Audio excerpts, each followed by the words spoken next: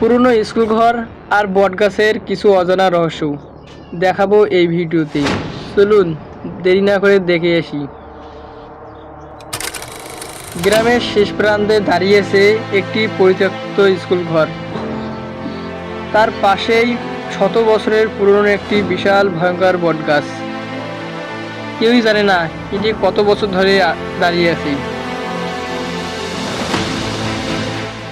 লোকমুখে প্রচলিত আছে স্কুলটি বন্ধ হওয়ার পর থেকে রাতে নাকি সেখানে হাঁটার শব্দ শোনা যায়। সামনে ওটা কে? এই যে চাচা, এদিকে কি ওটা গেল?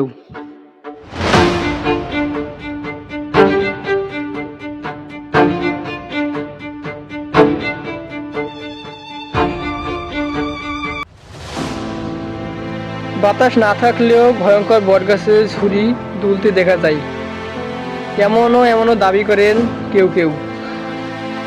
তবে এই গল্পের কোনো চিহ্নিত প্রমাণ নেই। হয়তো সবই মানুষের কল্পনা, হয়তো পুরনো স্মৃতির সঙ্গে জড়িয়ে থাকা কিছু রহস্যময় ঘটনা। আমি বর্তমানে যে ঘরে আছি সে ঘরটি অনেক পুরনো, ব্রিটিশ আমলের।